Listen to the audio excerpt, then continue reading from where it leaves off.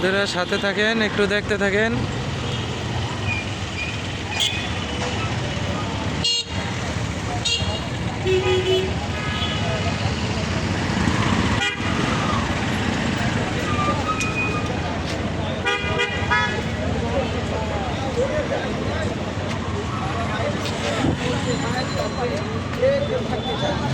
তাদের রাজনৈতিক বিশ্ব পরিস্থিতি অনুকূলে নাই, এই জন্য দেশে আসতে পারতেছেন না।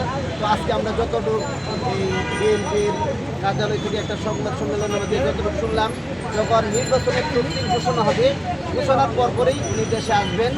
এই জন্য উনি দেশের প্রত্যেকের কাছে ওনার মাধ্যমে দোয়া চেয়েছি, আমরা দোয়া করি আল্লাহ তাআলা ওনাকে সুস্থ করেন। হ্যাঁ,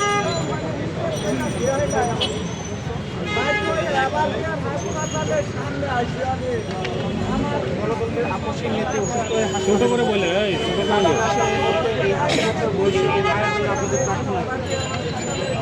আমাদের না, আমাদের সারা পৃথিবীর বাঙালি আছে, সবাই তার জন্য দোয়া করছে।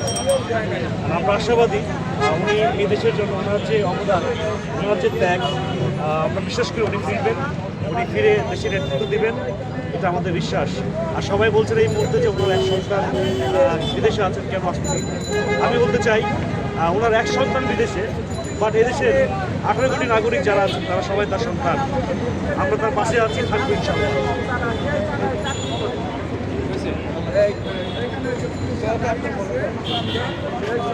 পাঠাই দিই বন্ধু।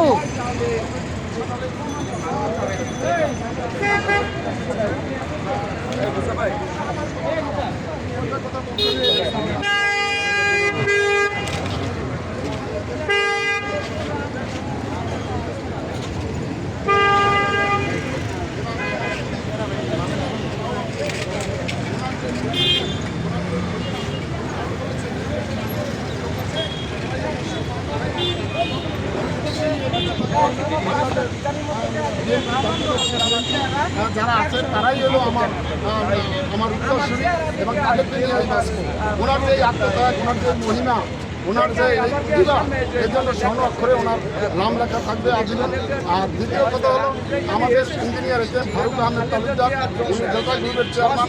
বিগত ব্রিটিশ সরকারের আমলে ওনাকে অনেক নির্যাতন করা হয়েছে, 150টা পর্যন্ত ওনার বিরুদ্ধে মামলা হয়েছে, যেগুলি এখনো চলমান আছে।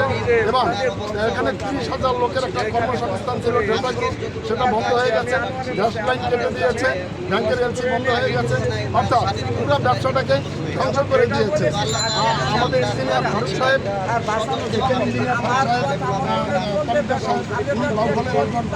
সুনামধন্য এবং দানবী, উনি এলাকার অনেক উন্নয়ন করেছেন। এলাকার 7 থেকে 7,500 লোকের উনি চাকরি দিয়েছেন, ঘরে ঘরে লুঙ্গি শাড়ি বস্ত্র দিয়েছেন, এবং স্কুল কলেজ মাদ্রাসা যেখানে যেখানে আছে সেখানে 1-2 ক্লাসের 1st, 2nd, 3rd তাদেরকে উনি বৃত্তি দিয়েছেন। এবং কল্যাণ ট্রাস্ট নামে একটা সংগঠন করে সেখানে দুস্থ গরিব মানুষ যারা আছেন তাদেরকে উনি মাসিক একটা ভাতা দিয়েছেন। এবং যারা ভালো ছাত্র তাদেরকে উনি, যারা গরিব মানুষ পড়াইতে পারে না তাদেরকেও উনি পড়ালেখা করাইছেন।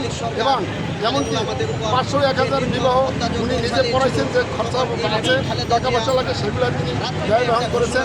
আজকের এই দুরবস্থার জন্য, আজকের দেশের ক্রান্তি লগ্নে আমাদের দেশমাতা বেগম খালেদা জিয়া আমাদের মাঝে নাই। আমাদের অত্যন্ত কষ্ট লাগে, আমরা ভারাক্রান্ত মন নিয়ে আমরা এখানে আসছি। আমাদের দেশমাতা, আমাদের নেত্রী যেন সুস্থ হয়ে যায়, এবং আল্লাহর কাছে দোয়া করি যেন আল্লাহ তাকে সুস্থ করে নেন।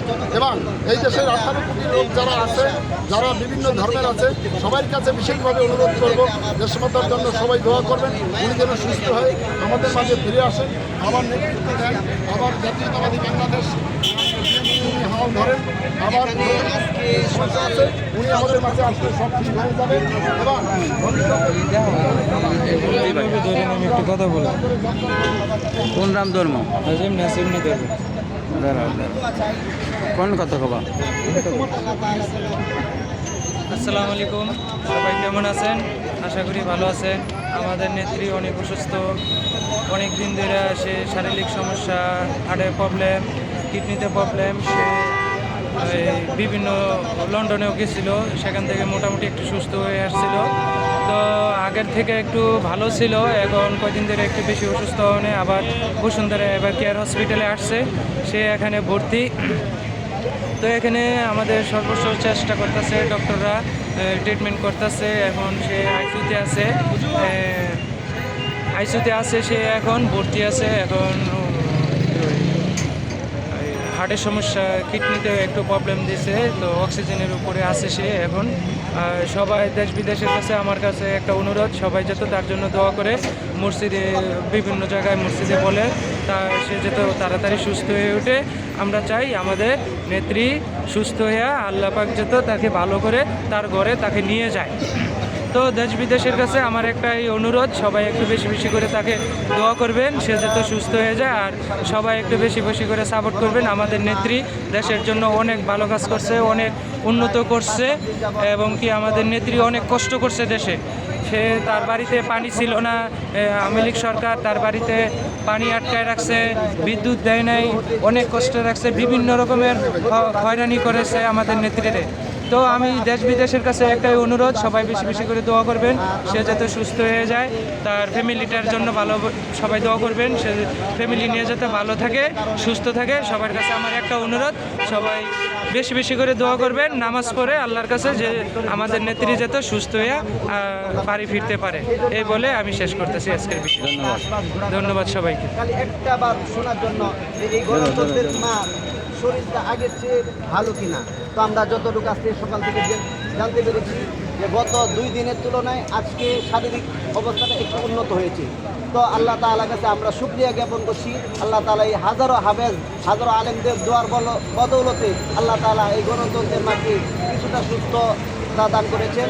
এই জন্য আমরা আল্লাহ তাআলার কাছে দোয়া করি, আল্লাহ তাআলা যেন ওনাকে পরিপূর্ণ সুস্থতা দান করেন, এবং এই বাংলাদেশের যে নেতৃত্বের একটা পরিস্থিতি এবং পরিবেশ রয়েছে আগামী নির্বাচনের ঘিরে, আমরা দোয়া করি আল্লাহ তাআলা যেন ওনাকে পরিপূর্ণ সুস্থতা দান করুন, এবং আগামী নির্বাচনে উনি যেন অংশগ্রহণ করে আবারও এই 18 কোটি মানুষের অভিভাবকত্বের যে একটা দায়িত্ব উনি আবার পালন করুক, আমরা এই আশা ব্যক্ত করছি আল্লাহ তাআলার কাছে।